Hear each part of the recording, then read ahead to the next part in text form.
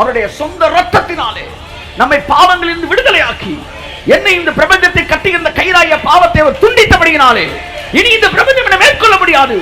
ஒன்று ரெண்டு வாரம் நடக்கலாம். நான் இந்த பிரபஞ்சத்தை மேற்கொள்ள முடியும், நான் இந்த சூரியனை நிறுத்த முடியும், நான் இந்த இயற்கையை மாற்ற முடியும். இனி இவைகள் என்னுடைய கட்டுப்பாட்டில் வருமே ஒழிய இவைகளின் கட்டுப்பாட்டில் நான் இருக்கப் போவது இல்லை. நான் இந்த உலகத்திற்குரியவன் அல்ல.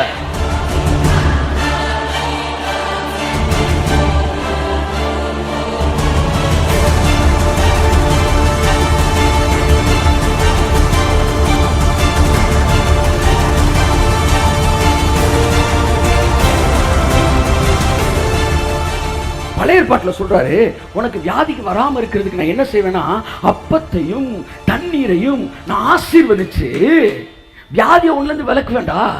ஏன்னா அப்பம் வழியா தண்ணி இது வழியா வியாதி வந்துடும். ஏன்னா இதோட கனெக்ட் ஆகிருக்கிற, நீ கனெக்ட் ஆகிருக்கிற வரைக்கும் நான் வேற வழி இல்லை, அதை தான் ஆசீர்வதிச்சு தரேன். புதிய ஏற்பாட்டில் சொல்றாரு, அப்பத்தையும் தண்ணி நான் ஆசீர்வதிக்கவே தேவையில்லை, சாவுக்கு எதுவான எதை சாப்பிட்டாலும் அது உன்னை சேதம் செய்யாது. ஏனென்றால் நீ பிரபஞ்சத்தின் விதிகளில் இருந்து விடுவிக்கப்பட்டவனாக இருக்கிறாய். கர்த்தர் ஆசீர்வதிப்பார். Let's come to the word of God. கலாத்தியர் 1:4. ஆமென். கலாத்தியர் 1:4. இப்பொழுது இருக்கிற பொல்லாத பிரபஞ்சத்தின் நின்று விடுவிக்கும்படி நம்முடைய பிதாவாகிய தேவனுடைய சித்தத்தின்படியே. அவர் என்பது யாரை குறிக்கிறது? கர்த்தராகிய இயேசு கிறிஸ்துவை குறிக்கிறது. அவர் எல்லாம் சொல்லுங்க. நம்மை இப்பொழுது இருக்கிற இந்த பொல்லாத பிரபஞ்சத்தினின்று நம்மை விடுவிக்கும்படி நம்முடைய பிதாவாகிய தேவனுடைய சித்தத்தின்படி நம்முடைய பாவங்களுக்காக தம்மை தாமே ஒப்பு கொடுத்தார். நல்லா நல்லா நல்லா கைத்தட்டுங்க. ஆமென். ஹல்லேலூயா, ஹல்லேலூயா. அவர் நம்மை இப்பொழுது இருக்கிற இந்த பொல்லாத பிரபஞ்சத்திலிருந்து, முக்கியமான வார்த்தை, இந்த செய்தியை மாற்றும் நீங்கள் நல்ல திறந்த மனதோடு தெளிந்த புத்தியோடு ஆவியானவருடைய ஒத்தாசையை புரிந்து கொண்டவர்களை கேட்பீர்கள் என்றால் இந்த உலகத்திலே உங்களுடைய வாழ்க்கை சற்றும் இந்த உலகத்திற்கு சம்பந்தப்படாத ஒரு தெய்வீக ஒரு காட்ஸ் இன்ஃப்ளூயன்ஸ் உள்ள ஒரு வாழ்க்கையாக, ஒரு அவுட்ஸ்டாண்டிங் லைஃப் ஸ்டைலாக உங்களுடைய வாழ்க்கை இருக்கும். என் கண்பானவர்களே, உங்களுக்கு தேவன் வெற்றியை பெற்றுக்கொள்ளும்படி உங்களை வைக்கவில்லை. நீங்கள் ஜெயிக்கும்படிக்கு நீங்கள் அழைக்கப்பட்டவர்கள் அல்ல, வெற்றியை பெறும்படிக்கு நீங்கள் அழைக்கப்பட்டவர்கள் அல்ல. ஏனென்றால் ஒவ்வொரு முறையும் வெற்றியை நீங்கள் பெறும்போது ஒரு போராட்டம் அங்கே இருக்கிறது. தேவன் உங்களை போராடி வெற்றி பெறுவதற்கு அழைக்கவில்லை. உங்களை இளைப்பாறுதலோடு வாழும்படிக்கு தேவன் அழைத்திருக்கிறார். எனக்கு ஒன்று நன்றாக தெரியும், என்னை தேவன் அழைத்தது எத்தனை ஜெயிச்சிங்கனாலும், ஆனால் ஒவ்வொரு முறை நீங்கள் ஜெயிக்கும் போது அடுத்த தடவை நீங்கள் ஒரு போராட்டத்தை பார்க்கும்போது சோர்ந்துருவீங்க. அதனால் தேவன் என்ன போராடி ஜெயிக்கிற இடத்துக்கு வைக்கல. அதை பற்றி சொல்லி கொடுத்தாங்க. ஆமாம், அது வேற லெவல், அது வேற ஸ்டாண்டர்டு. ஆமாம், பிஸ்கட்டில் கூட நாய் பிஸ்கட் இருக்குது, பிரிட்டானியா பிஸ்கட் இருக்குது, அப்புறம் ஆமாம் நட்ஸு போட்ட பிஸ்கட், குட் டே பிஸ்கட் இருக்குது, பல தரப்பு இருக்குது. பாக்ஸிங்கில் கூட வெயிட்டு, ஹெவி வெயிட்டு, லிஃப்டிங், இது என்ன பார்த்து ஹெவி வெயிட் லிஃப்டில் கூட என்ன இருக்குது? ஆமாம், கேடர் பிரிக்கிறாங்க. ஆமாம், வெயிட்டையும் ஹெவி வெயிட்டையும் மோத விட மாட்டாங்க, ஹெவி வெயிட்டு மோதுவாங்க. அப்படித்தான் நீங்கள் கேட்ட நம்ம செய்திகளெல்லாம் வேறு வெயிட்லேருந்து இப்போ நீங்கள் எங்கே வரீங்க? Amen. So the next level of ரெவலேஷனை கர்த்தர் இந்த நாட்களை வெளிப்படுத்தி கொண்டிருக்கிறார். என் அன்புக்குரியவர்களே, நீங்கள் போராட்டத்திலே நீங்கள் வெற்றி பெறும்படி தேவன் உங்களை அழைத்திருக்கிறார் என்கிற செய்தியில் நாம் கேட்டிருக்கிறோம். நம்முடைய எல்லா போராட்டங்களிலும் நமக்கே வெற்றி இருக்கிறது என்கிற செய்தியை கேள்விப்பட்டிருக்கிறோம். ஆனால் ஒன்றை நான் ஆவியானவருடைய சமீபத்தில் கேட்டேன், எங்கள் போராட்டங்களில் எங்களுக்கு வெற்றி இருக்கிறதா? கர்த்தர் சொல்லி, இல்லை, உனக்கு போராட்டமே உங்களுக்கு இல்லை. அதற்கு பேர் தான் இளைப்பாறுதல். ஆகையால் தான் வேதம் சொல்கிறது, உன்னை கானான் தேசத்துக்கு நான் அழைத்து செல்லும்போது உன்னை சுற்றியுள்ள எல்லா தேசங்களிலும் இருந்து போர்களிலிருந்து உன்னை இளைப்பாற பண்ணுவேன். அங்கே போர் இருக்காது. என் அருமையான தேவ பிள்ளைகளே, இயேசுக்குள்ள நீங்கள் வந்துட்டீங்கன்னா அங்கே எல்லாம் முடிந்திருக்கிறது. அங்கு போர் இல்லை, வியாதியோடு போர் இல்லை, வேதனையோடு போர் இல்லை, கவலையோடு போர் இல்லை. நீங்கள் இளைப்பாறுதலில் இருக்கிறீர்கள். That is the blueprint of your life. அதுதான் உங்கள் வாழ்க்கை குறித்து தேவனுடைய சித்தம். ஒரு இளைப்பாறுதல். அங்கே வெற்றி பெறுவதற்கு நான் அங்கே அழைக்கப்படவில்லை, வெற்றியை அனுபவிப்பதற்கு நான் அழைக்கப்பட்டிருக்கிறேன். என்பதை நீங்கள் புரிந்து கொள்ள வேண்டும். அதைத்தான் பைபிள் சொல்லுது. அதனால தான் கர்த்தராகிய இயேசு கிறிஸ்து சிலுவையில் அறையப்பட்டாரு. எதுக்காக சிலுவையில் அறையப்பட்டார்னா, இப்பொழுது இருக்கிற இந்த பொல்லாத பிரபஞ்சத்திலிருந்து உங்களை விடுவிக்கும்படிக்கு அவர் சிலுவையிலே தன்னைத்தானே ஒப்பு கொடுத்தார். பொல்லாத பிரபஞ்சத்திலிருந்து விடுவிப்பது என்றால் என்ன? இந்த உலகத்தில் இருக்கிற எல்லாவித போராட்டங்கள், எல்லாவித கவலைகள், எல்லாவித இந்த பிரபஞ்சத்தின் விதிகளில் இருந்து உங்களை விடுவிக்கும்படிக்கு அவர் தன்னை தானே ஒப்புக் கொடுத்தார். இந்த பிரபஞ்சத்தின் விதிகளில் இருந்து நான் விடுவிக்கப்பட்டேன். நல்லா பிரபஞ்சத்திலிருந்து விடுதலை பெறுவது என்றால் என்ன? இப்பிரபஞ்சத்தின் விதிகளுக்கு நான் அப்பாற்பட்டவன். இப்பிரபஞ்சத்தின் விதிகளில் இருந்து நான் விடுவிக்கப்பட்டவன். ஆகவே இந்த உலகத்தை, இந்த பிரபஞ்சம் தன்னுடைய விதிகளால் ஆண்டு கொண்டிருக்கிறது. ஆனால் நானோ இந்த பிரபஞ்ச விதிகளிலிருந்து விடுவிக்கப்பட்டவனாய் இருக்கிறபடினால் இந்த பிரபஞ்சத்தின் விதிகள் என்னை ஒன்றும் செய்ய முடியாது. ஆகையால் தான் இயேசு சொன்னார், சாவுக்கு ஏதுவான யாரொன்றை குறித்தாலும் அது உங்களை சேதப்படுத்தாது. சர்ப்பங்களை கையில் எடுப்பீர்கள், சாத்தானின் சகல வல்லமை மேற்கொள்ளவும் நான் உங்களுக்கு அதிகாரம் கொடுக்கிறேன். இந்த பிரபஞ்சத்தின் விதிகளில் நீங்கள் விடுவிக்கப்பட்டவர்கள். Yes Lord, yes Lord, yes Lord. நான் இந்த பிரபஞ்சத்தின் விதிகளில் இருந்து விடுவிக்கப்பட்டவன்.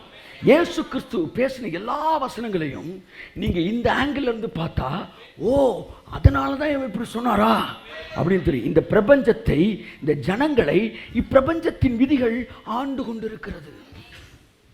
இப்பிரபஞ்சத்தின் விதிகள் ஆண்டு கொண்டிருக்கிறது. ஏன் ஆண்டு கொண்டிருக்கிறது என்றால், மனிதன் இந்த பிரபஞ்சத்தோடு இணைக்கப்பட்டவனாய் தான் படைக்கப்பட்டான். வெளியில சீரியல் செட் எரியுது, இங்க பிளக் பாயிண்ட்ல வயர் சொல்லி இருக்கேன், ஏற்கனவே சொல்லியிருக்கிறேன். இதை ஆஃப் பண்ணா சீரியல் என்ன செஞ்சிடும்? ஆஃப் ஆயிரு. ஏன்னா அது இதோடு இணைக்கப்பட்டிருக்கிறது. இப்ப மனிதனை தேவன் மண்ணில் இருந்து படைத்தார். நல்லா பாருங்க, எதெல்லாம் எதுல இருந்து படைக்கிறாரோ அதெல்லாம் அதோட கனெக்ட் ஆகிருக்கும், அதெல்லாம் அதனுடைய தேவையில் இருக்கும். நல்லா கவனிங்க, மரத்தை மண்ணிலிருந்து தோற்றுவித்தார். அப்படின்னா என்ன அர்த்தம்? மண்ணு இல்லாம மரம் இருக்காதுன்னு அர்த்தம். மண்ணு கெட்டு போச்சுன்னா மரம் செத்து போயிடும் அர்த்தம். தண்ணியிலிருந்து மீன் படைச்சாரு. அப்படின்னா என்ன அர்த்தம்னா, தண்ணி இல்லாம மீன் இருக்காதுன்னு அர்த்தம். தண்ணி வத்திருச்சுன்னா மீன் செத்து போயிடும் அர்த்தம். தண்ணியிலிருந்து பறவைகளை படைச்சாரு. அப்படின்னு என்ன அர்த்தம்னா, தண்ணி இல்லாம பறவை இருக்காது, தண்ணி வத்திருச்சுன்னா பறவைகள் செத்துருன்னு அர்த்தம். என் அன்புக்குரியவர்களே, ஆதாம்கிட்ட இருந்து ஏவாளை படைச்சார். அப்படின்னா என்ன அர்த்தம்னா, ஏவாள் விழுந்துட்டா ஆதாமும் விழுந்துருவான்னு அர்த்தம். புரிஞ்சவங்க இல்லையா சொல்லுங்க? அதுதான் நடந்துச்சு. அப்ப தேவன் ஒன்றிலிருந்து ஒன்று படைக்கும் போது அவர் பாசிட்டிவ் மைண்ட்ல படைச்சார். எப்படின்னா, ஆதாம் ஆசீர்வதிக்கப்பட்டா ஏவாள் ஆசீர்வதிக்கப்படுவா, மண்ணை ஆசீர்வதித்தா மரம் ஆசீர்வதிக்கப்படும், தண்ணி பெருகுனா ஜீவன் ஆசீர்வதிக்கப்படும். இப்படி எல்லாத்தையும் அதிலிருந்து படைச்சிட்டு இப்ப ஏன்ட்ட இருந்து ஒன்ன நான் படைக்கிறேன் அப்படின்னு படைச்சாரு. எதுக்காக படைச்சார்னா, நான் ஆசீர்வாதமா இருக்கிறேன், என்னோட இணைக்கப்பட்ட வரைக்கும் நீ ஆசீர்வாதமே இருப்ப. நீ ஆசீர்வாதமா இருக்கிற வரைக்கும் உன்னோடு இணைக்கப்பட்ட ஏவாள் ஆசீர்வாதமா இருப்பா, உன் சந்ததி ஆசீர்வாதமா இருக்கும் என்று இந்த உலகத்தையும் பிரபஞ்சத்தையும் மனிதனையும் இணைத்து படைத்தார். இப்பொழுது இருக்கிற பொல்லாத பிரபஞ்சம், இப்பொழுது இந்த வார்த்தை புதிய ஏற்பாட்டில் பயன்படுத்துறான். நான் அப்பொழுது பேசிட்டு இருக்கிறேன். பழைய பிரபஞ்சம் மனிதனை இணைக்கிறார். இதுல ஒருத்தன் ஆசீர்வதிச்சா கடைசி வரைக்கும் ஆசீர்வதிக்கப்படுவாங்க. அதே மாதிரி ஒருவன் பாதிக்கப்பட்டால், இந்த ஆங்கிள் தேவன் அவனை படைக்கல, ஆசீர்வாதத்தை பாஸ் பண்றதுக்கு ஒரு சப்ளை கொடுத்தாரு. பிசாசு அதே சப்ளை எடுத்து ஒருவனை பாதித்தால் இவனோடு இணைக்கப்பட்டவர்கள் என்ன செய்வார்கள்? பாதிக்கப்படுவார்கள். இன்னைக்கு உங்களுக்கு வியாதியை கொடுக்கிறது இந்த உலகத்தை தானே அந்த பிசாசு என்ன செய்யறான்? கெட்டு போக பண்றான். இன்னைக்கு வியாதி எதுல இருந்து வருது? சாப்பாட்டுல இருந்து வருது. அப்ப சாப்பாடை கெடுத்துட்டா உங்களுக்கு எடுத்துடலாம். இன்னைக்கு நைட்டு சாப்பிட்ற சாப்பாட்டில் நான் கை வச்சுட்டா உங்க உசுரை கூட எடுத்துடலாம். அப்ப மண்ணை கெடுக்கும் போது மனிதன் கெட்டு போகிறான். எல்லாம் இணைக்கப்பட்டிருக்கும் போது பிசாசு ரிவர்ஸ் ஆர்டர்ல எல்லாத்தையும் கெடுக்கும் போது தான் ஏவாளை விழ வைக்கிறான். ஏவாள் பாவம் செய்து பாவத்தில் விழுந்ததினால் அது யாரை பாதித்தது? ஆதாமை பாதித்தது. ஆதாமுக்குள் பாவம் வந்தது. ஆதாம் பாதிக்கப்பட்டதால் தேவகுமாரனே பாதிக்கப்பட்டார். அவரும் சிலுவையிலே இவர்கள் பாவத்தினால் அவரும் பாதிக்கப்பட்டார். ஏன் ஏனென்றால் இது ஒரு கனெக்டிவிட்டி. அவரும் குதிங்காலை நசுக்குவார் என்கிற வார்த்தை எப்படி நிறைவேற முடியும்? காரணம், ஆதாமோடு அவர் இணைக்கப்பட்டிருந்தார். ஏன் இயேசு பாதிக்கப்பட்டார்? இயேசு எப்படி பாவமானார்? இயேசுவே சிலுவையில் இவ்வளவு பாவத்தை சுமந்து நீசக்கோலமாக வேண்டும். எதற்காக அவர் பாதிக்கப்பட வேண்டும்? ஏனென்றால் என்னோடு அவர் இணைக்கப்பட்டிருக்கிறார். இப்படித்தான் இந்த ஹோல் வேர்ல்டு மனுஷன் மண்ணில் இருந்து எடுத்து அவனை பாருங்க, மண்ணிலையும் கனெக்ட் பண்ணியிருப்பான், எல்லாத்தையுமே படைச்சு அப்படியே விட்டுட்டார். ஆனால் ஜீவ சுவாசத்தை மனுஷனுக்குள்ள மட்டும் ஊதுறாரு. ஏன்னா அவன் இங்கேயும் கனெக்ட் ஆகிருப்பான், அங்கேயும் கனெக்ட் ஆகிருப்பான். ஆனால் என்னைக்கு பழத்தை அவன் புசித்தானோ அப்பொழுது தேவனுடைய டிஸ்கனெக்ட் ஆகி கம்ப்ளீட் எங்கே வந்துட்டான்? மண்ணோட கனெக்ட் ஆகிட்டான். அப்போ தான் சொல்ல, நீ மண்ணாக இருக்கிறாய், நீ மண்ணாயிரு. இந்த மண்ணுன்ற இடத்துல சிலர் வந்து டைனி பார்ட்டிகிள்ஸ் அப்படின்னு சொல்கிறாங்க, சிலர் கோல்டு டஸ்ட்ன்றாங்க, சிலர் வந்து வேர்டில் இருக்க சவுண்டில் இருக்கிற அந்த ஒளி தான் வந்து டைனி பார்ட்டிகிள்ஸ். அந்த சவுண்டில் படைச்சாராம். வாட் எவர் இட் மேபி, பைபிளுக்கு கிளியராக சொல்லுது பூமியிலிருந்து ஒரு மண்ணுன்னு சொல்லுது. ஒருவேளை அப்படி இருக்கலாம். It may be the next level revelation. இந்த மண்ணில் வந்து படைச்சனால இவன் தேவன்கிட்ட கனெக்ட் ஆகி மண்ணோட கனெக்ட் ஆகிட்டான். இப்போ கர்த்தர் சொல்கிறாரு, நீ மண்ணாயிட்ட, இப்போ நீ மண்ணாக தான் இருக்கிற. நீ இப்போ வந்து என்ன செஞ்சிட்ட? பழத்தை புசிச்சனால என்ன நம்பாமல் உன்னுடைய நன்மை தீமை அறியத்தக்க விருட்சத்தை புசிச்சுட்ட. நீ பாருங்கள், வந்து 20 வயசு ஆனவுடனே பிளேட் எடுத்து நீங்கள் மீசையெல்லாம் ஷேவ் பண்ணுறீங்க, கத்திரி எடுத்து மீசையை கட் பண்ணுறீங்க. அதே கத்திரியை கொண்டு போய் ஒரு 2 வயசு பிள்ளைகிட்ட கையில் கொடுத்தா என்ன ஆகும்? அது கண்ணை குத்திரும் இல்லையா? இல்லாட்டி வந்து முகத்தில் குத்திரும். என்ன சார், கத்திரி நல்லதா கெட்டதா அப்படின்னு நீங்கள் வச்சிங்கன்னா எந்த வயசில் பயன்படுத்துகிறோன்னு சொல்லுங்கள். நன்மை தீமை அறியத்தக்க விருட்சம் நல்லதா கெட்டதான்னா எப்போ பயன்படுத்தின பிறகு சொல்லுங்கள். ஆகவே தேவன் படைத்ததெல்லாம் நல்லதாக இருந்தது. ஆனால் இவன் வந்து ரூட்டு மாற்றி வந்துட்டான். ஏற்கனவே சொல்லுங்க. இப்போ என்னென்னா, அந்த பழத்தை புசிச்ச உடனே கர்த்தர் சொல்கிறாரு, ஒருத்தர் கேட்டார், ஒரே வாயிலிருந்து தித்திப்பும் கசப்புமானது வருமா? தேவன் ஆசீர்வதிக்கிற வாயிலிருந்து சபிக்கக்கூடாதுன்னு சொன்னார்ல, அவர் வாயிலிருந்து ஆசீர்வாதம் சாபம் எப்படி வரும்? அவர் சபிக்கவே இல்லை. அவர் மிக தெளிவாக சொன்னார், இங்கே பாருப்பா, நீ பழத்தை புசிச்சனால உன் நிமித்தம் பூமியை நான் சபிக்கிறேன்னு சொல்ல, பூமி சபிக்கப்பட்டு இருக்கும். மெயினில் போய் ஃபியூஸை பிடிக்கின்ற நீ இனிமேல் லைட் எரியாதுப்பா. என்னங்க சாபம் விடுறீங்க? லைட் எரியாதுரா, என்ன சபிக்கிறீங்க? நல்ல மனுஷன், நீ சபிக்கலப்பா, ஃபியூஸை பிடிங்கிட்டுனா லைட் எரியாது. That is a consequences. அதே மாதிரி இனி பூமி உன் நிமித்தம் சபிக்கப்பட்டிருக்கும். இனிமேல் நெத்தி வேர்வலை தான்டா நீ வந்து புசிக்கணும்டா. பூமி வேற உன் நிமித்தம் சபிக்கப்பட்டிருக்கும். அப்போ தான் பூமி பிசாசின் கையில் இருக்கும். அதான் சொல்ல வர்றாரு. பூமி பிசாசு கைக்கு போயிடுச்சு. நீ வந்து மண்ணோட கனெக்ட் ஆனனால இனிமே நீயும் சபிக்கப்பட்டவனா தான் என்ன செய்வ? இருப்ப. அழகாக சொன்னார். பிசாசை பார்த்து சொன்னார், இனி நீ மண்ணை தின்னு மண்ணில் ஊர்ந்து மண்ணைத்தான் என்ன செய்வ? வாசிமா அந்த வசனம். பூமியில் இருக்கிற சகல ஜீவ ராசிகளிலும் நீ சபிக்கப்பட்டிருப்பாய், நீ மண்ணை திம்பாயின்னு சொல்லிட்டாரு பிசாச. இவனை பார்த்து நீ மண்ணா இருப்பான்ட்டார். அப்படின்னு என்ன அர்த்தம்? இனிமே அவன் உன்னைத்தான் திங்க போகிறான். ஏன்னா நீ மண்ணா இருக்கிறனால இப்போ இனிமே பிசாசு. ஏன்னா அவன் சொல்லுவான், நீ தானே மண்ணு. அப்போ டெவில் மனுஷனை திங்க ஆரம்பிச்சிட்டான். இப்போ மனுஷன் இந்த பிரபஞ்சத்தின் விதிகளுக்கு கட்டுப்பட்டவனாக இருக்கிறான். இந்த பிரபஞ்சம் சபிக்கப்படும் போது மனிதன் சபிக்கப்படுகிறான். நான் சொல்றது புரியுதா? மழை பெஞ்சா இவனுக்கு காய்ச்சல் அடிக்குது, வெயில் அடிச்சா இவனுக்கு மஞ்சள் காமாலை வருது, பனி அடிச்சா இவனுக்கு சளி பிடிக்குது. ஏன்? எதுவுமே இவனை தொடவே இல்லை. பாருங்க, இந்த இயற்கையை தொட நீ பாதிக்கப்பட்டுக்கிட்டே இருக்கிற. ஏனென்றால் நீ இயற்கையோடு கனெக்ட் ஆகிருக்கிற. நீ ஒரு நல்ல வாழ்க்கை வாழ வேண்டும் என்றால் இந்த பிரபஞ்சத்தின் பிடியிலிருந்து நீ விடுதலை பெற்றாக வேண்டும். ஆமென், ஆமென். அப்ப மனிதன் பிரபஞ்சத்தோடு கனெக்ட் ஆனனால பிரபஞ்சம் அவனை ஆளுகை செய்ய ஆரம்பித்தது. என் அன்புக்குரியவர்களே, so the humanity started being ruled over by this world, the laws of this world. இந்த உலகத்தின் விதிகளுக்குள்ளே அவன் மாட்ட ஆரம்பித்தான். காரணம், மனிதன் இந்த உலகத்தின் இருந்தால் போஷிக்கப்படுறான்.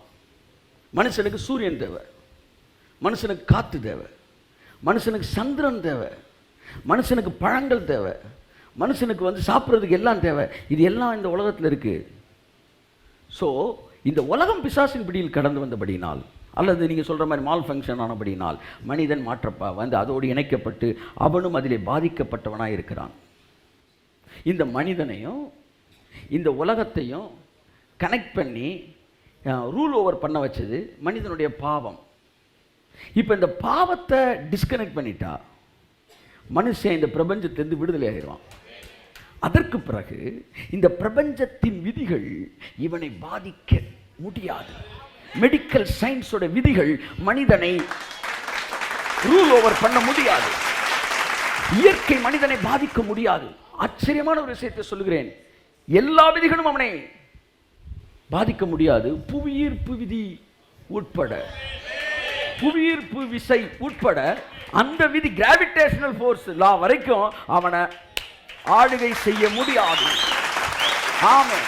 நீங்கள் ஏற்றுக்கொள்ள மனதாயிருந்தால் உங்களுக்காய் 2000 வருஷங்களுக்கு முன்பாக இயேசு கிறிஸ்து சிலுவையில் ரத்தம் சிந்தின போது உங்களை இந்த பொல்லாத பிரபஞ்சத்திலிருந்து அவர் விடுவித்து விட்டார். கரங்களை தட்டி கர்த்தருக்கு நன்றி சொல்லுவோம். நம்ம இந்த உலகம் ரூல் ஓவர் பண்ண முடியாது. நான் இந்த பிரபஞ்சத்திலிருந்து விடுதலையாக்கப்பட்டவன், இந்த உலகத்தின் வியாதிகளிலிருந்து விடுதலையாக்கப்பட்டவன், இந்த உலகத்தின் மரணத்திலிருந்து விடுதலையாக்கப்பட்டவன், இந்த உலகத்தின் பணவர சோர்ஸ் விடுதலையாக்கப்பட்டவன். காரணம், நான் இயேசு கிறிஸ்து சிலுவையில் சிந்தின ரத்தத்தினாலே பிதாவாகிய தேவனுடைய சித்தத்தின்படி தம்மை தாமே ஒரே தரம் பலியிடப்பட்டதினாலே நான் இந்த பொல்லாத பிரபஞ்சத்தில் என் அருமை மகனே மகளே நீ விடுவிக்கப்பட்டிருக்கிறாய். ஆனால் பழைய ஏற்பாட்டில் மனுஷன் விடுவிக்கப்படலை. அதுக்குள்ள அவன் ஆசீர்வதிச்சுக்கிட்டே வந்தார். புதிய ஏற்பாட்டில் விடுவிச்சிட்டாரு. பழைய ஏற்பாட்டில் சொல்றாரு, உனக்கு வியாதிக்கு வராமல் இருக்கிறதுக்கு நான் என்ன செய்வேன்னா அப்பத்தையும் தண்ணீரையும் நான் ஆசீர்வதிச்சு வியாதியை ஒன்றுலேருந்து விலக்க வேண்டாம். ஏன்னா அப்பம் வழியா தண்ணி இது வழியா வியாதி வந்துடும். ஏன்னா நீ இதோட கனெக்ட் ஆகிருக்கிற, நீ கனெக்ட் ஆகிருக்கிற வரைக்கும் நான் வேற வழி இல்லை, அதை தான் ஆசீர்வதிச்சு தரேன்னு. புதிய ஏற்பாட்டில் சொல்றாரு, அப்பத்தையும் தண்ணி நான் ஆசீர்வதிக்கவே தேவையில்லை, சாவுக்கு எதுவான எதை சாப்பிட்டாலும் அது உன்னை சேதம் செய்யாது. ஏனென்றால் நீ பிரபஞ்சத்தின் விதிகளில் இருந்து விடுவிக்கப்பட்டவனாக இருக்கிறாய். மனுஷன் அப்பத்தினால் மாத்திரம் அல்ல, தேவனுடைய வாயிலிருந்து புறப்படுகிற ஒவ்வொரு வார்த்தையினால் பிழைப்பான். சத்தங்களை எடுப்பீர்கள், சத்துருவின் சகல வல்லமையில் நான் உங்களுக்கு அதிகாரம், ஒன்றும் உங்களை கையற்ற. ஏன் ஏன் நான் பிரபஞ்சத்திலிருந்து விடுவிக்கப்பட்டிருக்கிறேன். இப்பொல்லாத பிரபஞ்சத்திலிருந்து விடுவிக்கும்படிக்கு தம்மை தானே அவர் ஒப்பு கொடுத்தார். The more you understand the truth, the more you will feel the deliverance from the laws of this earth. மழை பெய்யட்டும், எனக்கு காய்ச்சல் வராது. இடி இடிக்கட்டும், என்னைய சேதம் செய்யாது.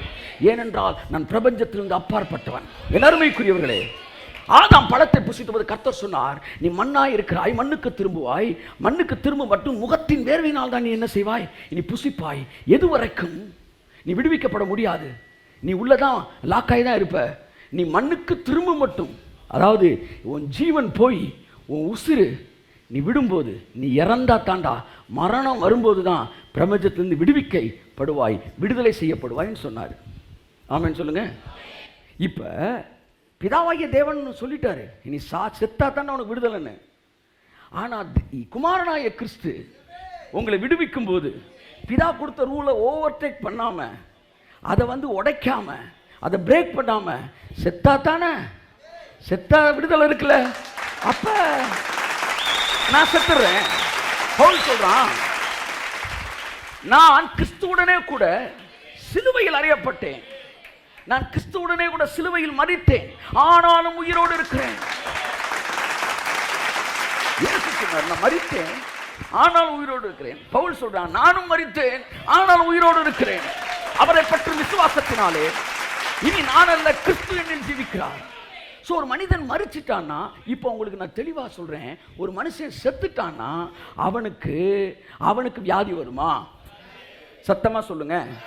அப்போ பிரபஞ்சத்திலிருந்து அவன் விடுவிக்கப்பட்டானா இல்லையா? ஒரு மனுஷன் செத்துட்டானா அவனை கேஸ் ஃபைல் பண்ண முடியுமா? அப்போ அவன் விடுவிக்கப்பட்டுட்டான்ல. ஒரு மனுஷன் செத்துட்டா அவனுக்கு திரும்ப சாவு வருமா? ஒரு மனுஷன் செத்துட்டா அவனுக்கு பசி எடுக்குமா? அல்லது பசிச்சா அவன் இந்த உலகத்தின் காரியங்களை டிபெண்ட் பண்ணி வாழணுமா? ஒரு மனுஷன் செத்துட்டா அவன் அமெரிக்கா போறதுக்கு பாஸ்போர்ட் வேணுமா? ஜப்பான் கல்யாணம் ஜப்பானுக்கு போறதுக்கு புரியலன்னா ஜப்பான் கல்யாணம் படம் பாருங்க. ஒரு ஆவி என்ன செய்து நேரா ஜப்பானுக்கு வந்துருது. இவர் பாஸ்போர்ட் எடுத்து போறாரு. இதுதான் இப்ப நடந்துகிட்டு இருக்கு. இதுதான் சார் நடந்துகிட்டு இருக்கு. இங்க மறைகிறாங்க, இங்க பாத்ரூம்குள்ள போயிட்டு வெளியில வராங்க, அமெரிக்கால வெளியே வராங்க. இப்பிரபஞ்சத்தின் விதிகளிலிருந்து நாம் விடுவிக்கப்பட்டிருக்கிறோம். ஆமென். டைம், வெலாசிட்டி, ஸ்பீடு எல்லாத்தையும் டெலிவர் ஆயிருக்கிறீங்க. நீங்க இவ்வளவு பெரிய வேலையை சிலுவையில் முடிச்சிருக்காரு. உங்களுக்கு தெரியுமா? நீங்க செத்துட்டீங்க சாரு. ஹலோ, பக்கத்துல தம்பி, நீங்க செத்துட்டீங்க. சொல்லுங்க, நீங்க பாவியா இருக்கிறீங்க. சொல்லுங்க, உங்களுக்கு வியாதி வராது. இந்த பிரபஞ்சத்தின் விதி உங்களை என்ன செய்யாது. ஆமா, சளி பிடிச்ச ஆவி ஏதாச்சும் பார்த்துருக்கீங்களா? ஒரு பெரிய பியூட்டி என்னன்னா, நீங்களாம் அந்த சரீரத்திலேயே அந்த சாவாமை பெற்றுக்கொண்டீங்க. அங்கதான் பிசாசு குழம்பிட்டான். புரியுதா உங்களுக்கு? சரீரத்திலே நீங்க என்ன செஞ்சிட்டீங்க? சாவாமை பெற்றுக்கொண்டீங்க. எல்லாம் அதான் ஒரு மனுஷன் செத்துட்டானா இப்பிரபஞ்சத்திலிருந்து விடுதலை ஆவான். இயேசு உங்களுக்காக உங்களை விடுதலை ஆக்கினா என்ன அர்த்தம்? இயேசு உங்களுக்காண்டி செத்துட்டாரு. உங்க பேர்ல அவர் செத்துட்டாரு. அப்ப பிதாவுடைய ரூல்ஸும் கிளியர் ஆகி போச்சு. 2 அடி தோண்டு புதையல் கிடைக்கும். அந்த கதை தான். 2 அடி தோண்டினா கிடைக்கல. இன்னொருத்தன் வந்து 2 அடி தோண்டி சரியா தோண்டி இருக்க மாட்டான்னு ஒரு 10 அடி 20 அடி தோண்டினான், அவனுக்கும் கிடைக்கல. அடுத்த ஒருத்தர் வந்து 10 அடி தோண்டினான், அதுவும் கிடைக்கல. கடைசியில் என்னடா இவ்வளோ குழியை தோண்டிருக்காங்க பார்த்தா 30 அடி ஆழத்தில் இருந்ததை எடுத்துட்டான் புதையலை.